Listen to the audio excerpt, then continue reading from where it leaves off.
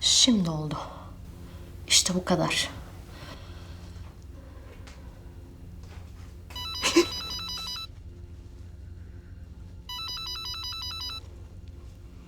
Efendim? Gelen giden var mı? Yok Arzu Hanım. İyi tamam. Tuğçe'ye bir götürsene telefonu. Ben şimdi aşağıdayım da.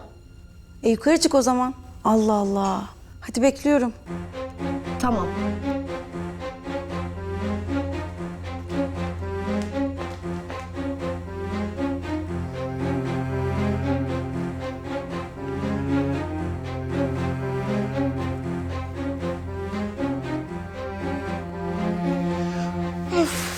Çok sıkıldım.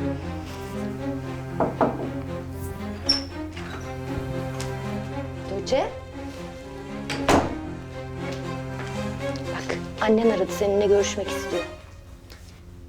Anneciğim, Kızım, sen hiç anneni özlemedin mi? Niye hiç aramıyorsun beni? çok özledim anneciğim, çok. Sen neredesin? Neden hiç gelmiyorsun? Babanla biraz tartıştık kızım. O yüzden artık o sana tek başına bakmak istiyor. Ama ben ikinizin de yanımda olmanızı istiyorum.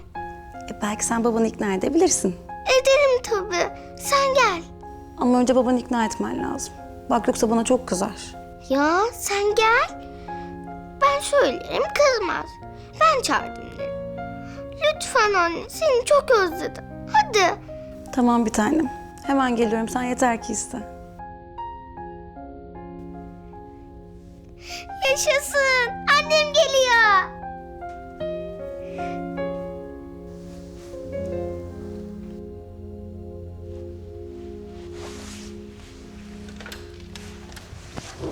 Nejdet, hayatım. Canım karım benim. Niye buralara kadar gelip de yordun ki kendini? Ya olur mu hiç öyle şey? Ya senin için o kadar çok endişelendim ki. Seni düşünmekten uyku bile girmedi gözüme. Peki ne olacak bundan sonra? Üzülme sen. Benim burada kalmaya çok niyetim yok. Çok geçmeden kavuşacağız tekrar, merak etme. Ama ben seni çok özledim. Yani orada bir başımayken... Biraz daha dayan. Hem artık öyle görünüyor ki sadece evde değil, işte de yanımda olacaksın. Nejdet, ben... Erkut söyledi. Durumu gayet iyi idare etmişsin. Duyduğumda seninle gurur duydum. Teşekkür ederim. Yani ben sadece sana yardımcı olmaya çalışıyorum. Eğer için rahatsa ne mutlu bana. Merak etme. İçin fazlasıyla rahat. Gözüm de arkada değil. Sen nasılsın peki? Arzu'yla beraber olmak seni rahatsız ediyor mu? Yok yok, sen o konuyu düşünme. Ben bir şekilde idare ediyorum. Yani onun yaşadıkları da kolay değil ki sonuçta. Şu an onun canı yanıyor. Yani bu hırçınlığı o yüzden. Ben onu da anlıyorum, merak etme. Anlayışlı karım benim.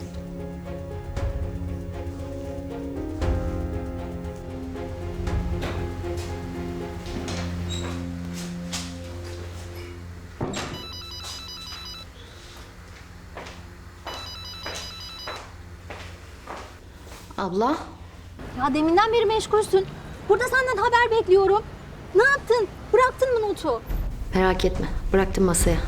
Ya vallahi durduk yere planlarımızdan olduk ha. Ne güzel Arzu karısından para koparacaktık. Ne yapacağız şimdi, vaz mı geçeceğiz yani? Ya boş versene ya. En doğrusunu yaptık. Görüyor musun şimdi durduk yere tonla para kaybettik ha. Şimdiye kadar aldığım paralara say abla. Hem senin hapislerde çürümek gibi bir niyetin var galiba. Bak söyleyeyim, benim hiç öyle niyetim yok. İyi tamam hadi. Üf, doğru söylüyorsun. Eniştem nerede? Ne yaptın? Hastanede kaldı o. Ne? Ne yapayım ya? Hastanede kalmak istedi. Zaten kimliğini de hastaneye vermiş safım. Ne olacak şimdi?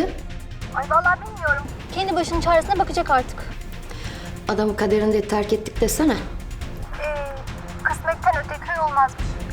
Ne demişler? İyilikten maraz doğar.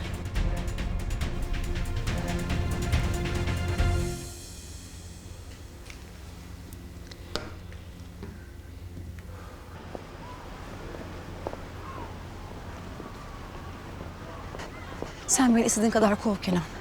Bak işte ben yine geliyorum. Anne kız ayırmak o kadar kolay mı? Hem kızım ne yapar ne eder beni yanına aldırır zaten.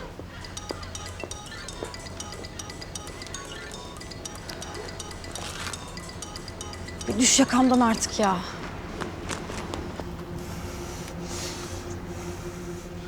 Sen dinlemezsen Kenan dinler Arzu. Bunu sen istedin.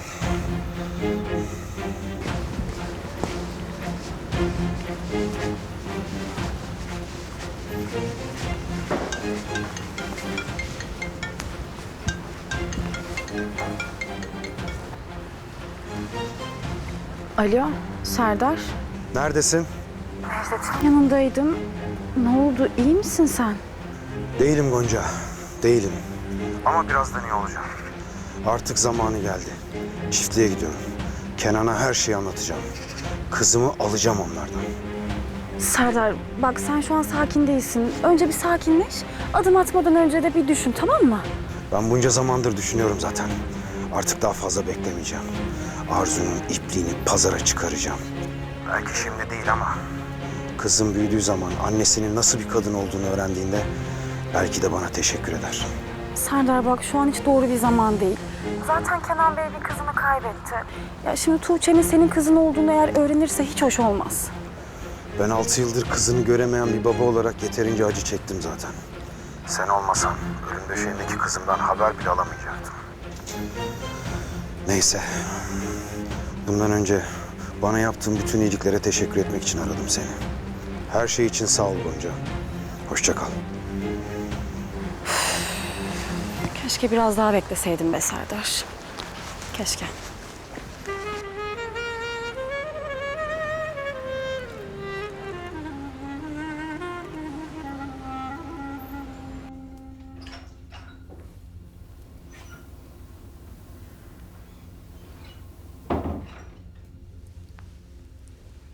Kızım. Nasılsın? Ne yapıyorsun ha? Hiç. Yapboz yapıyorum. Ama ondan da çok sıkıldım. İstersen resim yap. Ya da başka bir şey. İstemiyorum. Benim güzel kızım niye yüzünü asmış böyle ha? Baba, ben annemi istiyorum. Tuğçe'cim. Konuştuk ama bunu seninle. Ama baba, ben annemi görmek istiyorum. Çok özlüyorum onu, anlamıyor musun? Gelse ne olur? Tuğçe olmaz. Baba lütfen. Barışın artık benim için. Ben annemin hep yanımda olmasını istiyorum. Gelsin ha, ne olur? Ne olur? Kızım olmaz lütfen. Ama baba. Kızım. Uzatmadı artık yeter.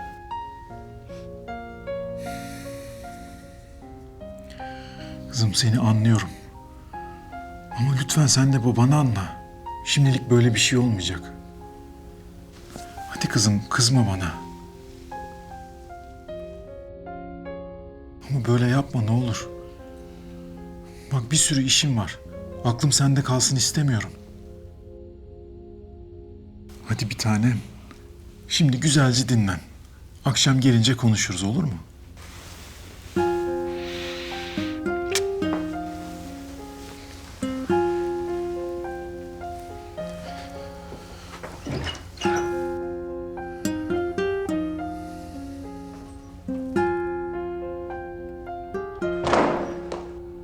Uf ya of.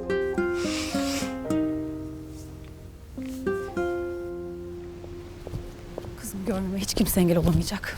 Hiç kimse.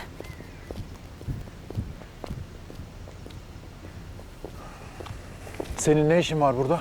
Kızımı görmeye geldim. Terk et burayı. Kenan, kızımı görmeye geldim. Onun bana ihtiyacı var. O da annesini istiyor.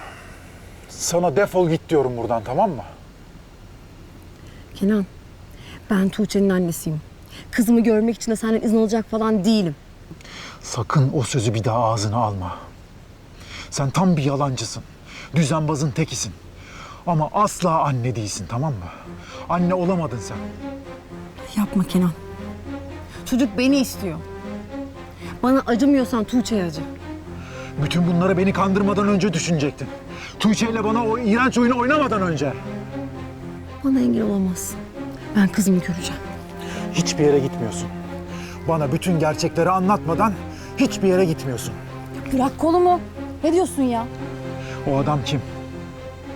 Hangi adam? Tuğçe'nin gerçek babası kim?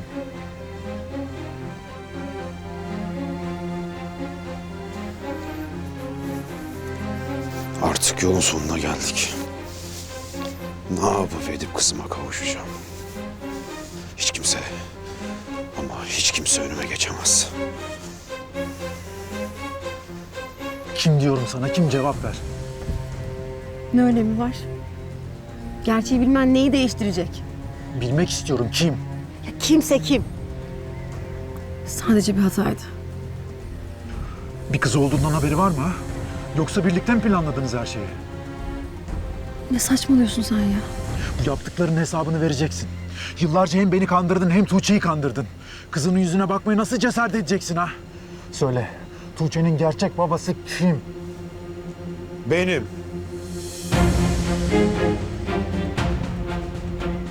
Tuğçe'nin babası benim.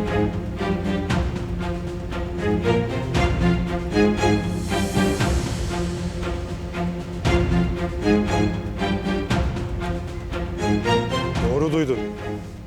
Tuğçe'nin gerçek babası benim.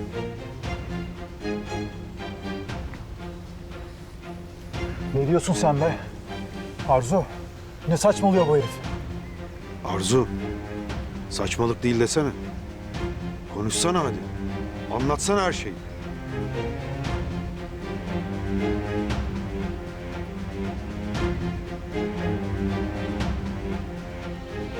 Arzu ne oluyor? Ne demek oluyor bütün bunlar ha? Bu adam senin kuzenin değil mi? Ben onun kuzeni falan değilim. Ben sadece yıllar önce ona aşık olarak çok büyük bir hata yapmış aptalın tekiyim. Yalan söylüyor Kenan. Yalan söylüyor, inanma ona. Asıl o yalan söylüyor.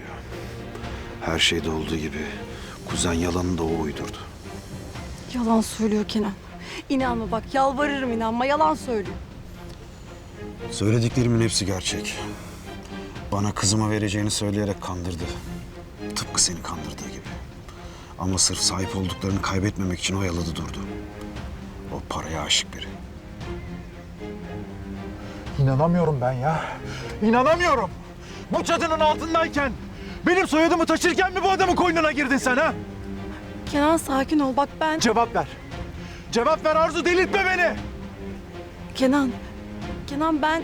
7 yıl boyunca hayatımı zindana çevirdin. Senin o yüzünü görmeye her gün mahkum ettin beni. Hayatımızı mahvettin. Sen aşağılık, pislik, iğrenç bir kadınsın. Kenan... Sonunda sen de onun gerçek yüzünü görmüş oldun işte. Konuşma sen. Sen konuşma. Baba olduğun şimdi mi aklına geldi ha? Bugüne kadar neredeydin? İsteseydim de konuşamazdım. Karşına dikilip söyleyemezdim. Neden ha? Nedenini git onun babasına sor. Bütün cevaplar Nejdet Karapınar'da. Babanla beraber mi kurdunuz bu kumpası ha? Bunun altında da mı o var? Allah'ım delireceğim ben ya, delireceğim. Allah kahretsin seni. Mahvettin hayatımı. Defol git buradan artık, defol. Olması gereken oldu Arzu. Senin yüzünden kızım bir başkasına baba demek zorunda kaldı. Ben sonra bir yabancı oldum.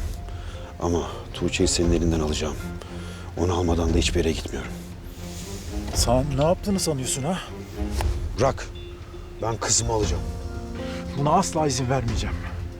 Asla.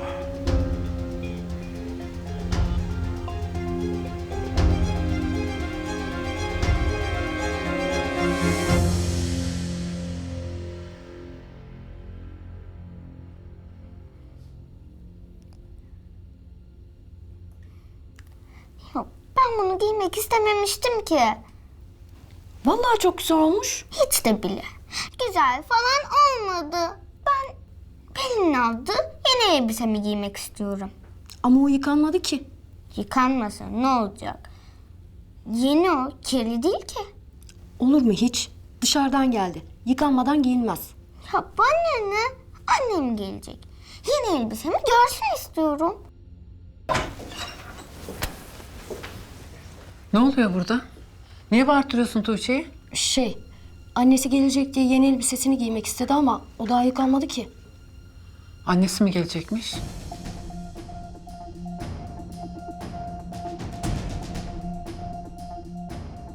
Bana engel olamazsın. Tuğçe benim kızım. Tuğçe'nin kimliğinde benim adım yazıyor. Onun soyadı Emiroğlu. Kızımı kimseye vermem. Senden izin falan istemiyorum, tamam mı? İzin falan istemiyorum senden. Ben yıllarca kızımın hayaliyle yaşadım. Kızım bir başkasına yıllarca baba dedi. Artık ne sen ne de bir başkası onu almama engel olamayacaksınız. O benim kızım. Attığı ilk adımda, söylediği her kelimede yanında ben vardım. Güldüğünde de ağladığında da ben yanındaydım. Hastalandığı günde başında ben bekledim. Bütün bunlar olurken sen neredeydin ha? Neredeydin? Onun babası benim, ben. Hayır sen sadece bir yabancısın. Artık öz babasının yanında olacak. Bana baba diyecek. Onu ben büyüttüm. Kimse kızımı benden alamaz. Serdar, ne olur. Ne olur artık git. Sen nasıl yaptın bunu ha? Nasıl yaptın bunları? Kenan. Kızıma bu kötülüğü nasıl yaptın ha? Geberteceğim seni. Allah'ın belası öldüreceğim seni. Yeter, öldüreceksin. Oh!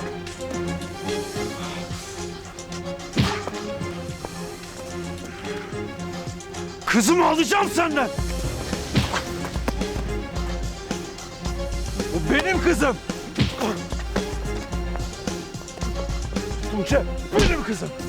Benim kızım. Benim. Geberteceğim seni Serdar. Hayatımı mahvettin. Bu yaptıklarının bedelini ödeyeceksin. Benim. Benim kızım. Benim kızım.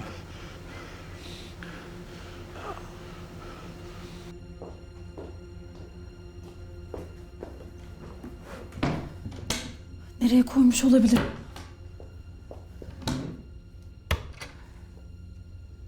Seni babamın silahıyla vuramadım Serdar.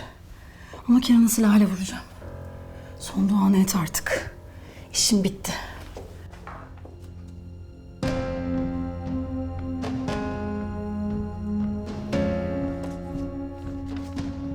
Bu ne böyle? Kenan Bey, kızınız Elif Emiroğlu'nu buldum. Kızınıza kavuşmak istiyorsanız bir an önce şu an yatmakta olduğu Özel Beykoz Şifatepe Hastanesi'ne gidin. Muhsin diye biri kızınıza refakat etmekte.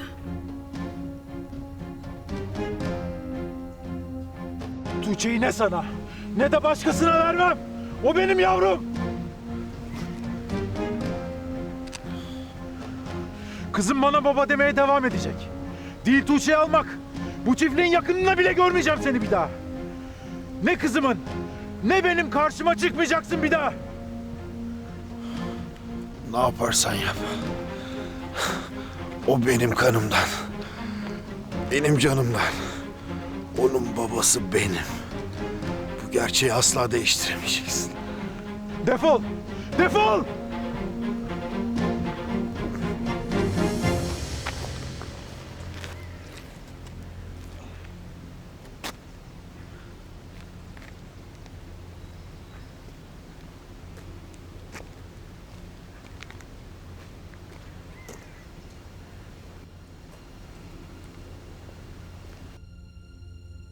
Ama bu nasıl olur? Ne yapacağım ben şimdi? Ne yapacağım? Benim hastaneye gitmem lazım. Kenan Elif'i bulmadan önce onu almam lazım. Zaten yolun sonuna geldim. Serdar her şeyi mahvetti. Artık kaybedecek hiçbir şeyim kalmadı. Evet. Benim bir önce hastaneye gitmem lazım. O saçaklığın icabına bakmam lazım. Seninle işimiz daha bitmedi Arzu. Yaptıklarının hesabını tek tek vereceksin.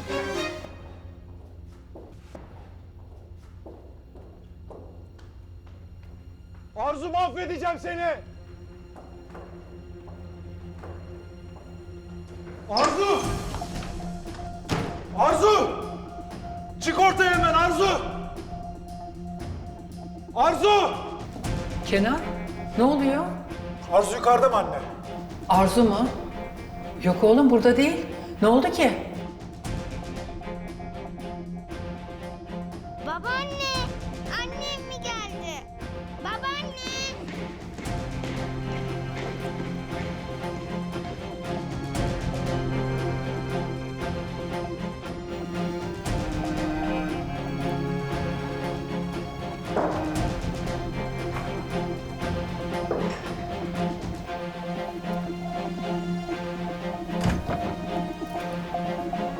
Kimse görmeden uzaklaşmam lazım. Neredesin Arzu? Sabrımı taşırmadan çık hemen! Saklanabileceğini mi sanıyorsun? Çık!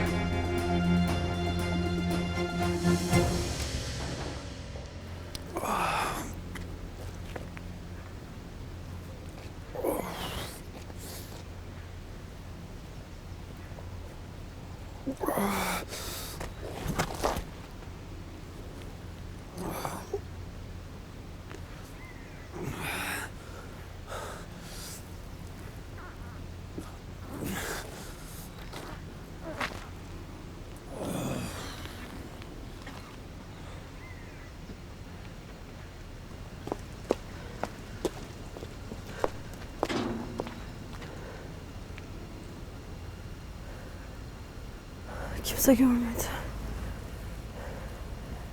Yanıt'ı başka bir daha gördüyse... Kimse Elif'i bulmadan benim hastaneye gitmem lazım.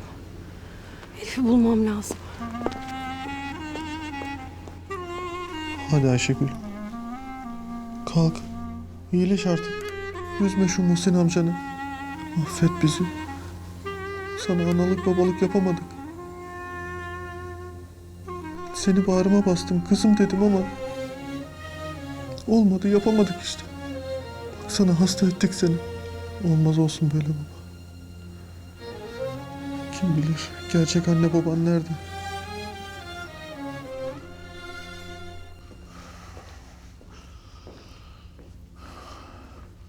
Aç şunu, aç. Bu sefer kaçarak kurtulamayacaksın. Allah seni kahretsin Arzu. Kenan, oğlum ne oluyor? Yok bir şey anne. Ne bu halin öyleyse? Arzu yine bir şey yaptı değil mi? Oğlum söylesene. Sen az önce Arzu diye bağırınca Tuğçe sesini duydu. Annesi geldi sandı. Zor zapt ettim çocuğu yukarıda. Geldi zaten. İyi ki bırakmamışım Tuğçe'yi. Sizi öyle kavga ederken görünce çocuk üzüntüden mahvolacaktı. Oğlum, niye tartıştınız yine? Anne, sonra konuşalım olur mu? Bak oğlum, Arzu her ne kadar yanlış bir insan olsa da o senin kızının annesi. Sizin bir evladınız var oğlum. Ne yaparsanız yapın, Tuğçe'nin daha fazla üzülmesine müsaade etmeyin. Tamam, sen merak etme. Ben de kızımın mutluluğu için çabalıyorum zaten.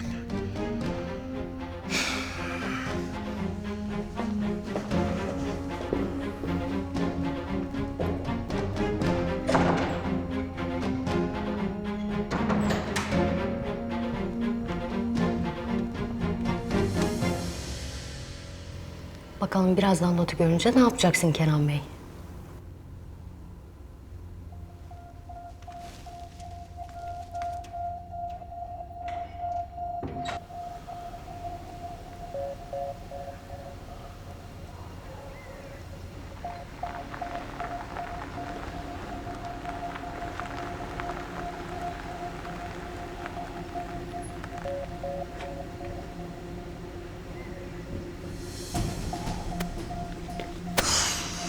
Ah be Serdar.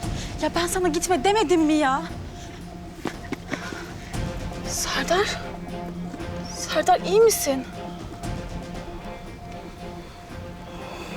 Serdar ne oldu sana, bu halin ne? Kenan. Söyledim Kenan'a. Her şeyi öğrendi. Delirmiş gibiydi. Tamam. Tamam, kalkabilecek misin? Yardım edeyim mi sana? Tamam. Hadi gel kalk. Zorlamadan. Gel gel. Ay. Gel.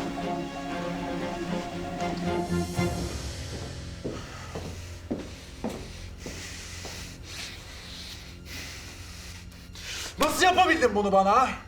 Hiç mi utanmadın ahlaksız rezil?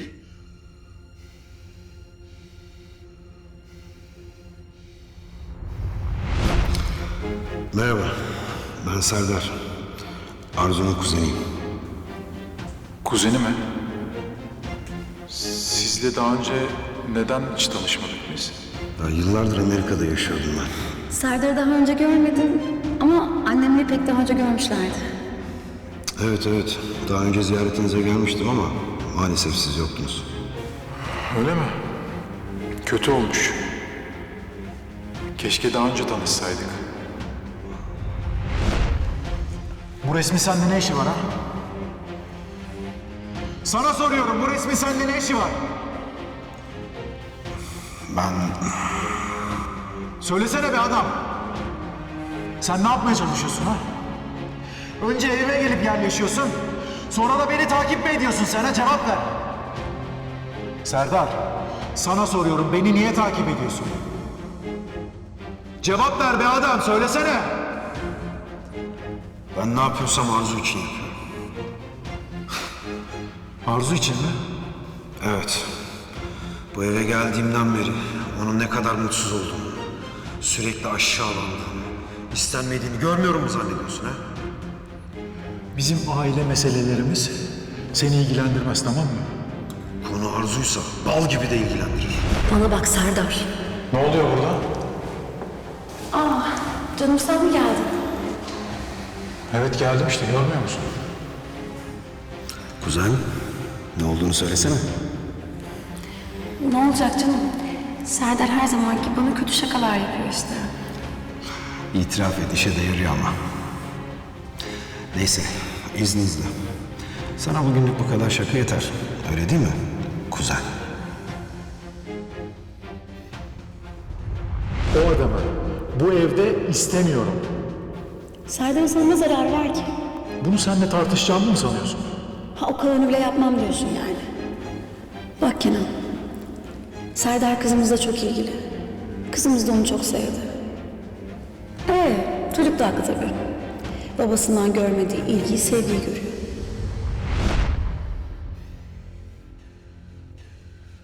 Allah ikinizi de kahretsin. Aşağılık pislikler! Nasıl oynarsınız benimle ha? Nasıl bu kadar adi olabilirsiniz? Bu yaptıklarınızın bedelini ödeteceğim size. Hepsini ödeteceğim.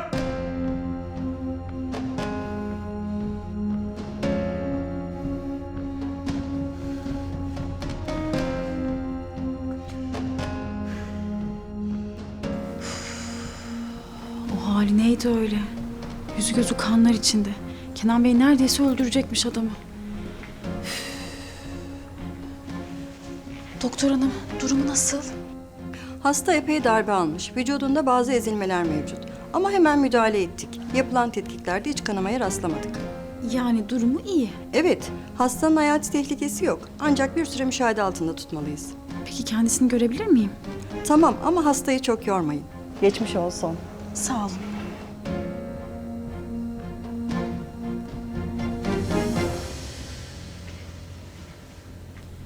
Serdar. Doktor kötü bir durum olmadığını söyledi. Ama biraz daha gözetim altında kalacakmışsın. Çok sağ ol Gonca. Sen olmasaydın kurtulamazdım. Ne demek? Yani seni orada o halde bırakamazdım. İyi misin? Doktor çağırayım mı? İyiyim, iyiyim. Sağ ol, merak etme. Bayağı hırpalamış seni. Önemli değil. Ben kızım için gerekirse ölürüm. Bundan sonra gizlenmek de yok. Saklanmak da. Kenan Bey her şeyi öğrendi yani. Demek Arzu'nun bütün foyası ortaya çıktı ha? Kenan Bey, onun nasıl delirdiğini düşünemiyorum bile. Arzu da oradaydı. Onun gözlerinin içine baka baka anlattım bütün gerçekleri. İntikam alır gibi. Ben de orada olup yüzünün aldığı o şekli, gözlerindeki o acınası korkuyu o kadar çok görmek isterdim ki. Bundan sonra her şey çok farklı olacak Gonca. Hiçbir şeyden korkmuyorum. Bundan sonra ben değil, Arzu düşünsün. Ne olursa olsun alacağım kızımı. Ne olursa olsun. Dur, ne yapıyorsun? Dur. Kalkacağım bırak. Ya olmaz. Doktor burada kalman gerektiğini söyledi. Ya bırak Gonca. Ya olmaz. Bu halde kalkamazsın zaten.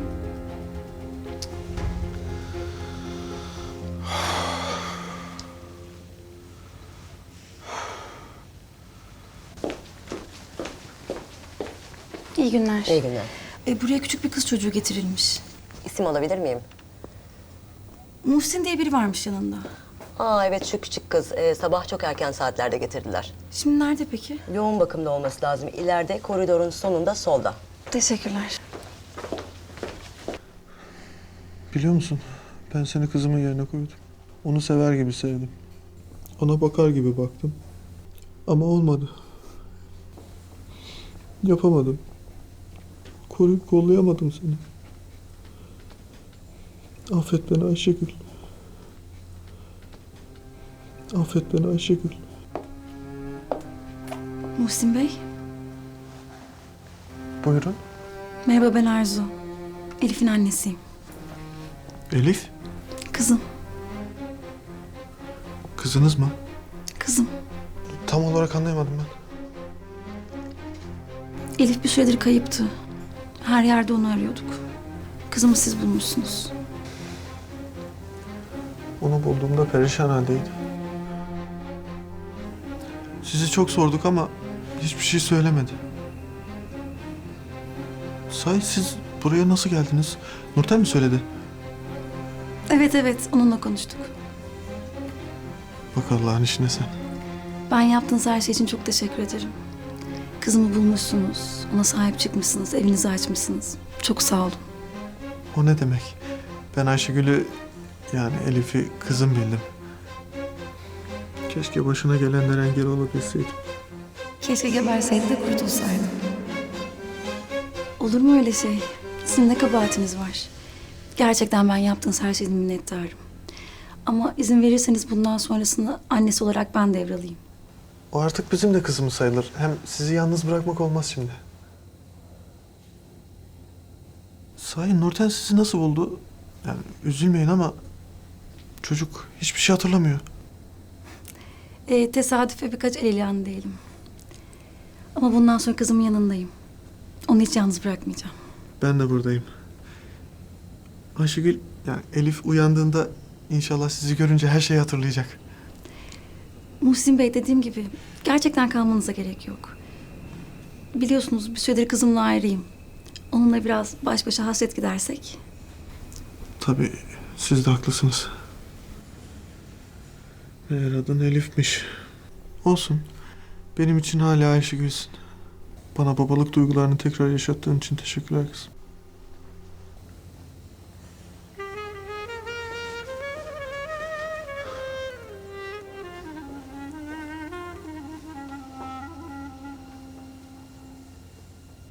Ya notu yazdım, odaya bıraktım demedin mi sen bana?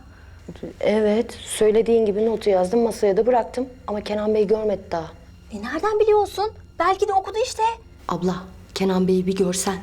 Yani kıyamet koptu desem yeridir. Ya tamam işte. Görmüştür o zaman. Ya görse fırlayıp hastaneye gitmez mi? Adam burada sinirinden ortalığı yıktı. O da doğru ya. Allah Allah. Niye sinirlendi ki o kadar? Vallahi bilmiyorum, ben yokken Arzu gelmiş galiba. Arzu mu? Bir şeyler olmuş ama anlayamadım. Adam sinirinden ortalığı yakıp yıkıyor. Ay neyse. Sen şu gözünü kulağını dört aç bakalım. Ne öğreneceksin? Birazdan çıkar zaten kokusu da. Tamam abla. Neyse Seher, hadi ben kapatıyorum. Seher. Aman dikkatli ol, tamam mı?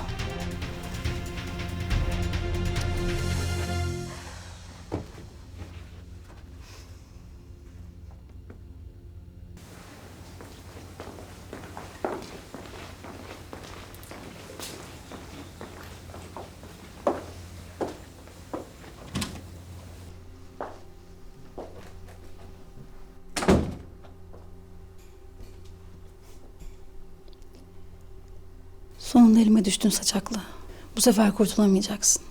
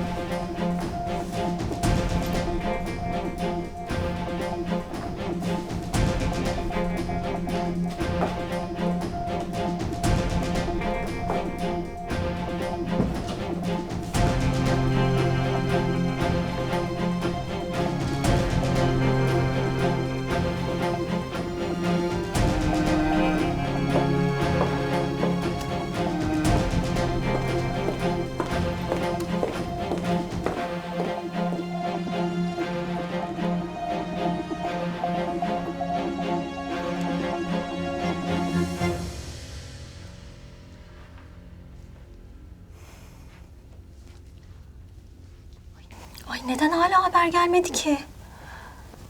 Ay ne oldu acaba ya? Uf, gitti paracıklar. Bari başımız yanmasa.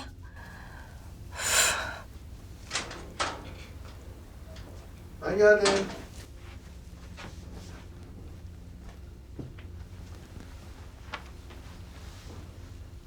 Ne oldu Muhsin? Neden geldin sen? Ya ne sırıtıyorsun be adam? Konuşsana. Ayşegül'ün annesi geldi bugün. Ya Ayşegül diyorum. Elif'miş meğer adı. Az alışkanlığı işte. Çok şükür annesine kavuştu kızcağız. Ne diyorsun sen be adam? Ne annesi? Arzu'ymuş adı. Allah kahretsin. Niye şaşırdın ki? Sen bulmuşsun zaten ailesini. He. Evet. Ben buldum tabii. Nasıl bir sevaba girdin bir bilsen Nurten. Neyse. Tamam ben gidiyorum. Benim işim var. Nereye? Ya benim bir sürü işim gücüm var be. Senin gibi boş gezenin boş kalfası mıyım ben? Oturup akşama kadar o beledin dedikodusunu mu yapacağım seninle ya? Allah Allah.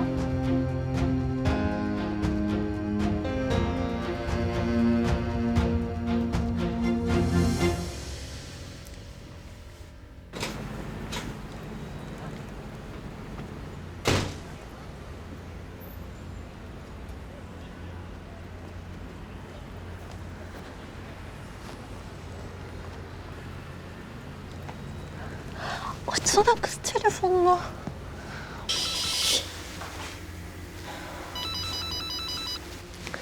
Abla. Kız niye açmıyorsun telefonunu? Açtım işte, yine ne oldu? Ne bu sinirin? Daha ne olsun? Arzu Elif'i almış. Ne? Nasıl? Hastaneye gitmiş. Ben bunun annesiyim demiş. Muhsin'i de eve göndermiş. İyi de kızın hastanede olduğunu nereden Allah kahretsin. Tabii ya. Masaya bıraktığımız notu Arzu buldu. Ah Seher, ah! Ben şimdi hastaneye gidiyorum. İnşallah yetişirim. Bana bak, gözünü dört aç, tamam mı? Tamam abla, tamam.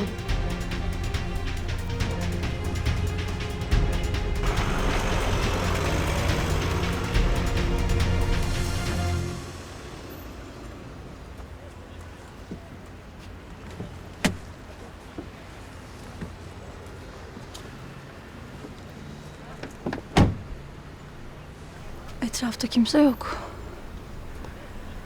Kimse görmeden şu beslemeyi eve sokmam lazım. Sanırım tam sırası.